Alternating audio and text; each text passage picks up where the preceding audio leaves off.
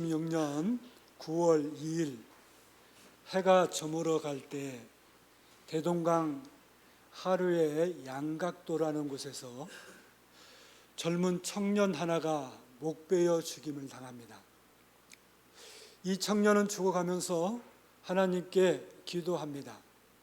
하나님, 복음을 듣지 못한 저들을 불쌍히 여겨주십시오.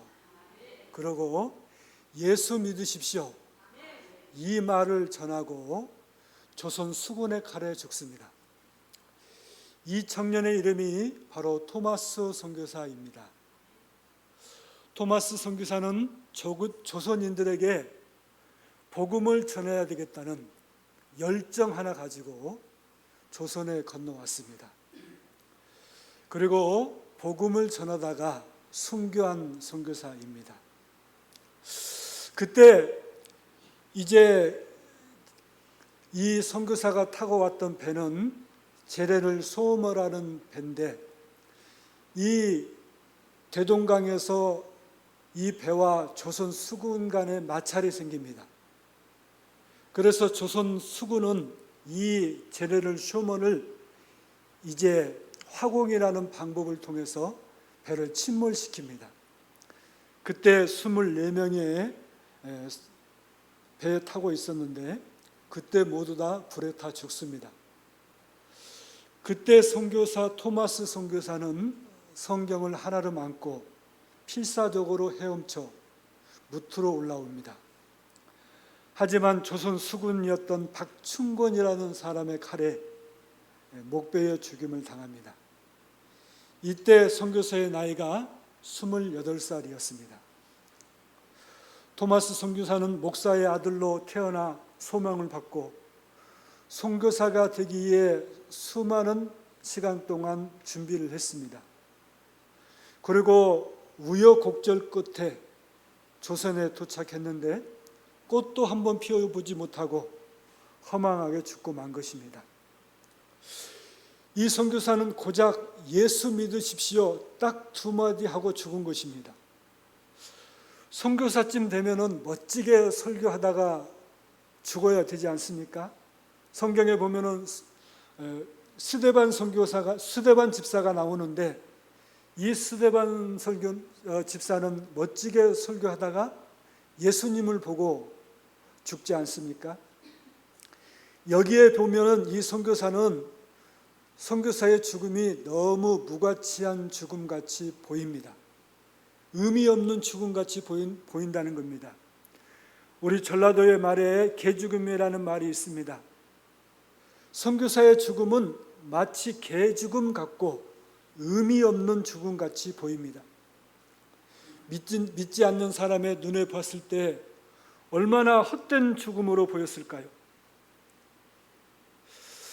사람들은 그렇게 봤다고 하지만 하나님께서는 그 죽음을 헛되이 보지 않았습니다.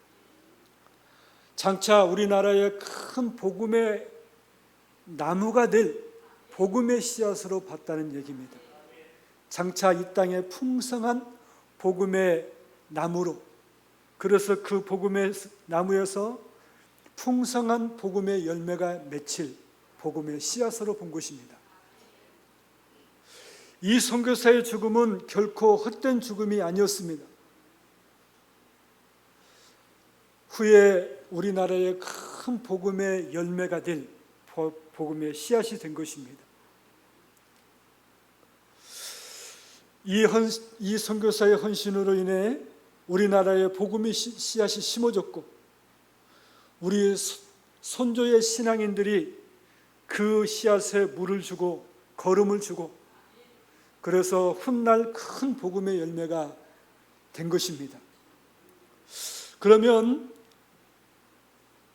우리나라에 큰 열매가 맺혔는데 어떤 열매들이 맺혔는가를 한번 보겠습니다. 토마스 선교사를 죽였던 박충권이라는 사람은 후에 영주교회 지도자가 됩니다. 그리고 그의 조카였던 이영태라는 사람은 예수를 믿고 숭신학교를 졸업하고 레일론즈 선교사의 조사가 되고, 그리고 우리가 사용하는 한글 성경 3분의 1을 이분이 번역하는 데 큰 공을 세우게 됩니다. 토마스 선교사가 건네준 성경 3권을 가지고 집에 와서 벽에다가 도배를 했는데 이 사람의 이름이 박영식이라는 사람입니다.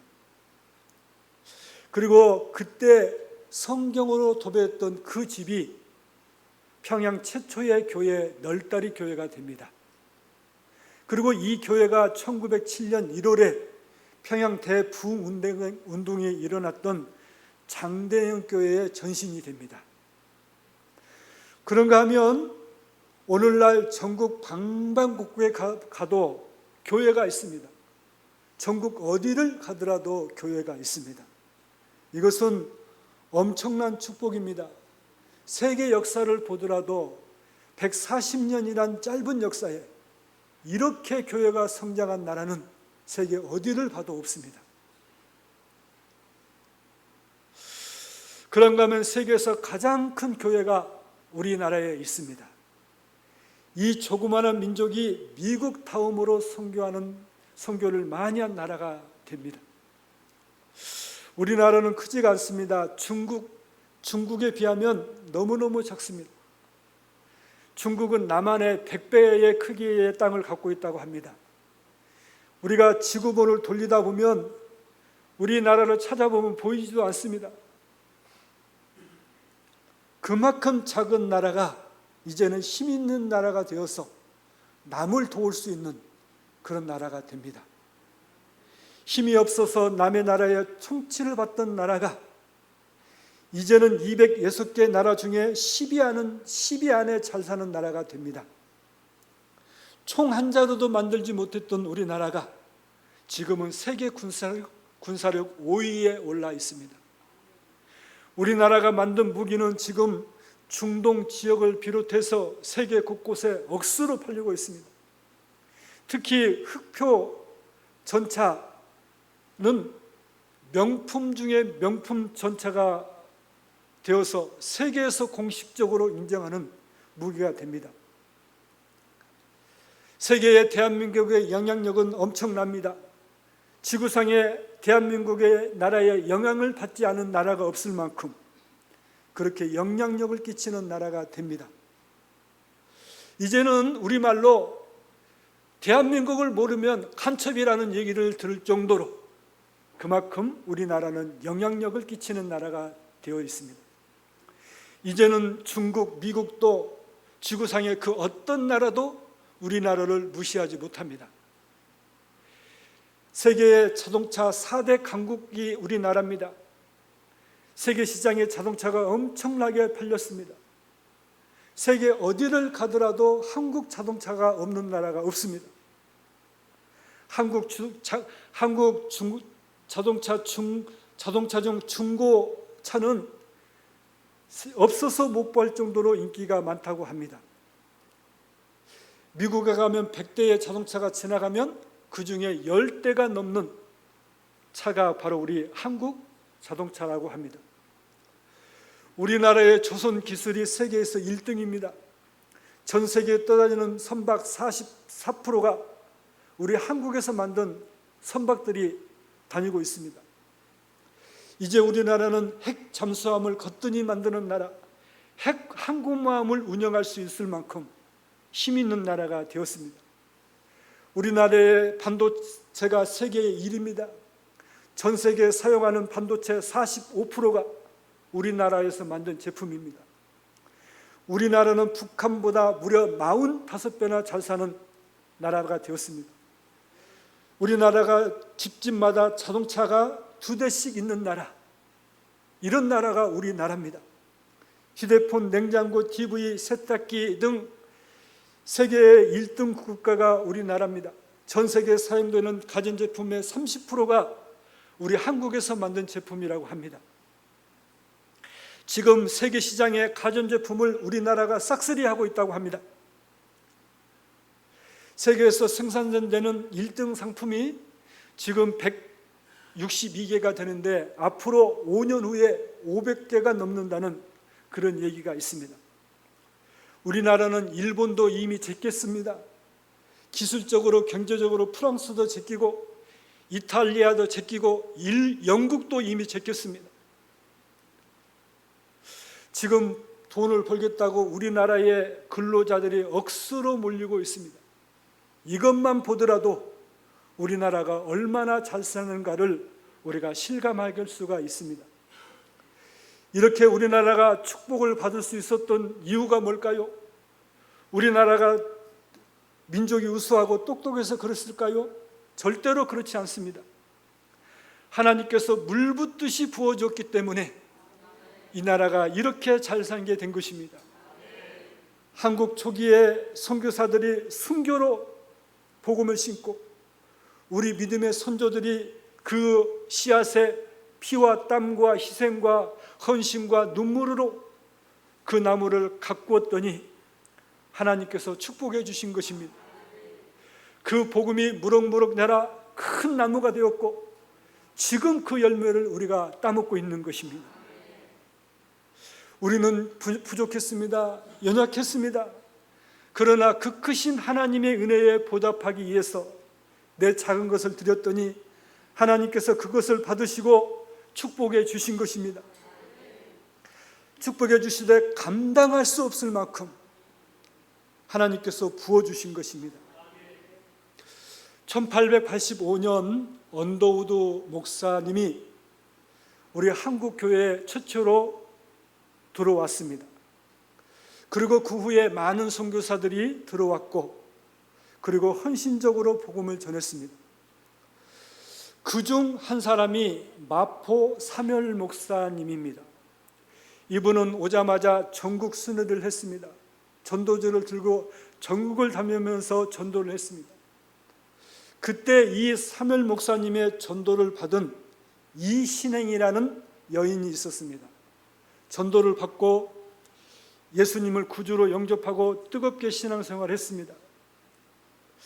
그 교회가 널다리 교회였는데 그때 함께 신앙생활했던 이반석, 김정선 등 중심이 되어 63명이 모여 여전도회를 조직하게 됩니다. 이것이 한국 최초의 여전도회가 됩니다.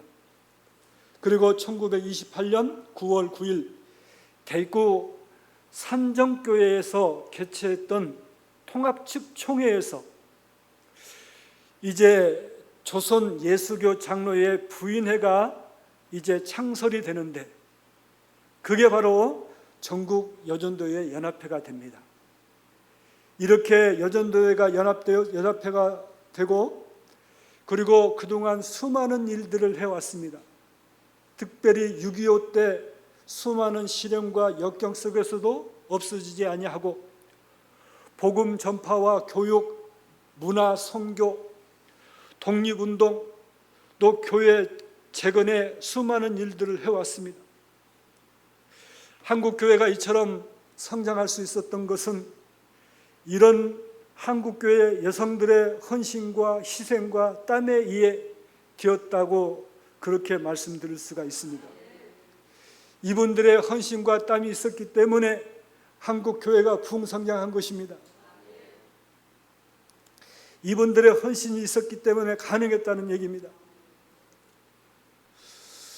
우리 한국교회는 이분들의 헌신과 희생을 기억해야 하고 그리고 우리 후손들은 이분들의 헌신과 희생을 이어받아서 앞으로 더 힘써 수고해야 합니다.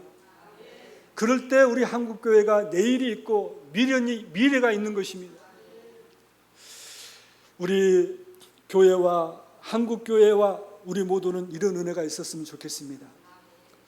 오늘 본문의 말씀을 다시 한번 읽어보겠습니다. 이후에 예수께서 각 성과 촌에 두루 다니시며 하나님의 나라를 선포하시며 그 복음을 전하세 12 제자가 함께하였고 또한 악귀를 쫓아내심과 병을 고침을 받은 어떤 여자들 곧 7 귀신이 나간 자 막달라 막달라인이라 하는 마리아와 또 헤롯의 청지기 구사의 아내 요한나와 또한 수산나 다른 여러 여자가 함께하여 자기들의 소유로 저희를 섬겼더라 그랬습니다. 오늘 본문을 보면 예수님이 각 성과 촌에 두루 다니면서 하나님의 나라를 선포하고 복음을 전했습니다. 예수님은 이 하나님 나라 선포와 복음을 전하는 일에 그 일만 전념했습니다. 장성한 젊은이가 일에 종사는 하지 않고 12명을 비롯해 많은 제자들이 3년 동안 지낸다는 것은 결코 쉽지 않습니다. 오늘 본문을 보면 예수님이 이 일에 전념하도록 도운 이들이 있었다 그랬습니다.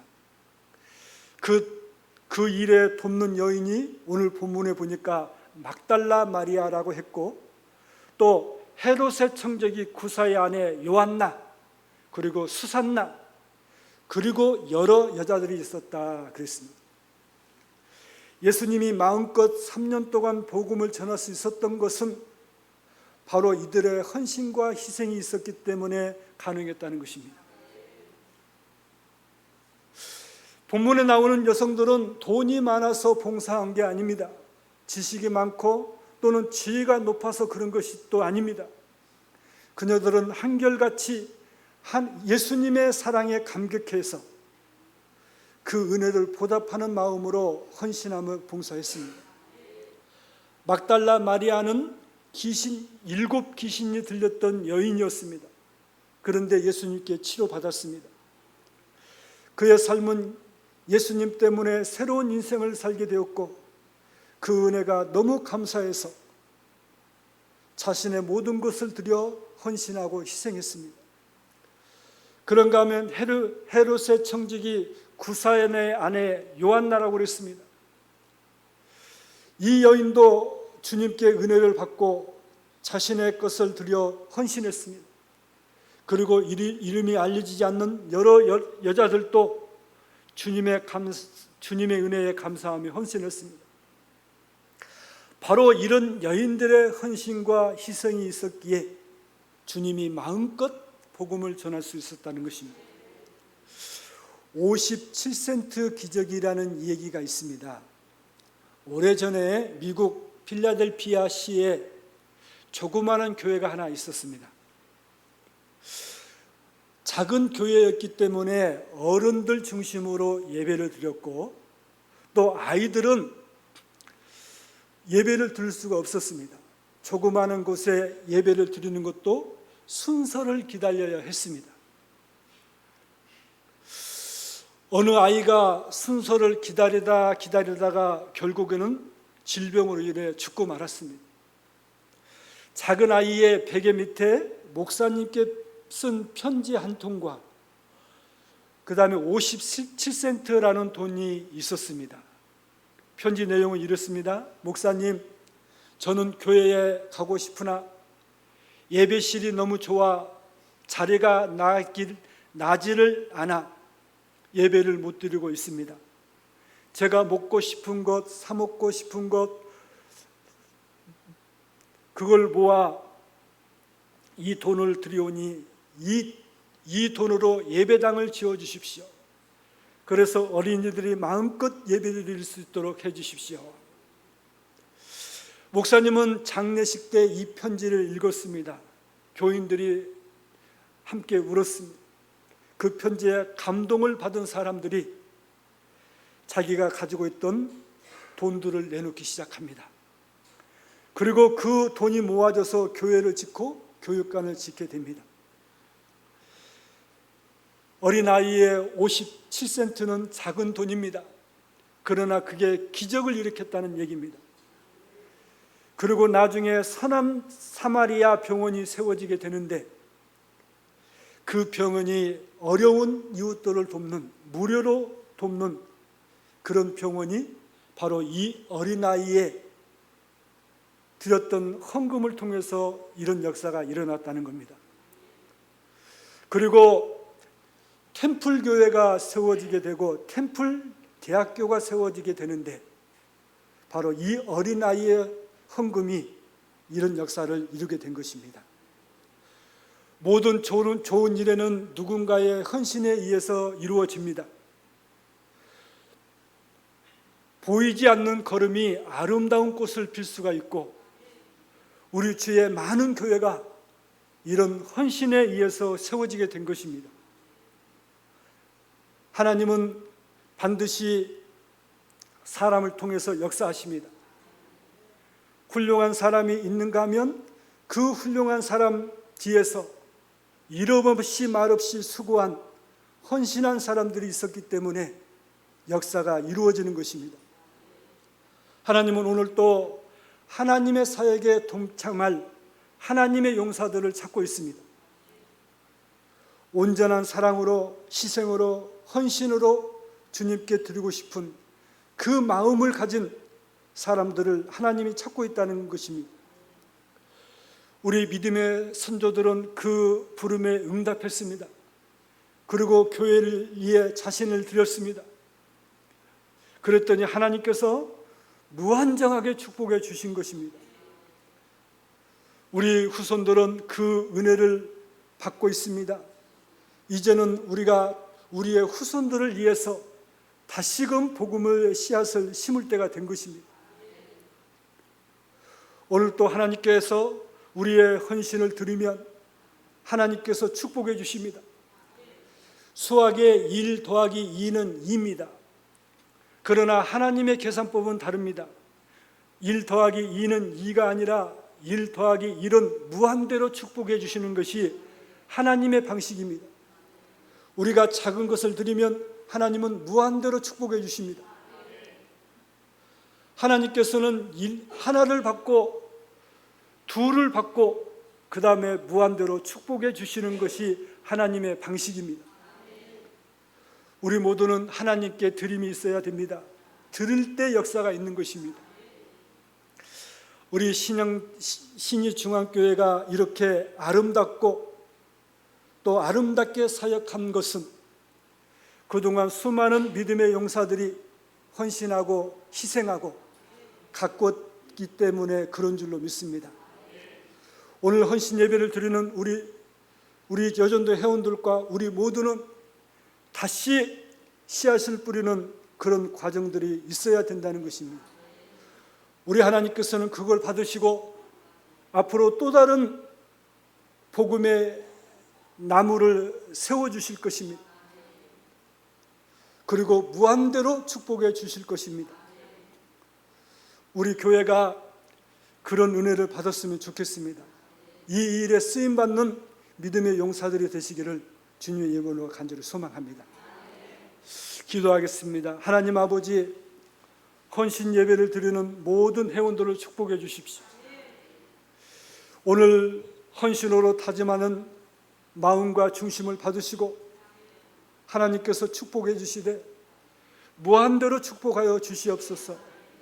성경에 말한 대로 쌓을 것이 없도록 부어주시고 누르고 흔들어 축복하시고 교회가 더욱 믿음 안에서 든든하게 서가게 하시고 이 지역과 가정, 직장, 사업장을 하나님이 무한대로 축복하여 주셔서 그 은혜로 살아가는 은혜가 있도록 축복하여 주시옵소서. 예수님의 이름으로 기도드립니다. 아멘.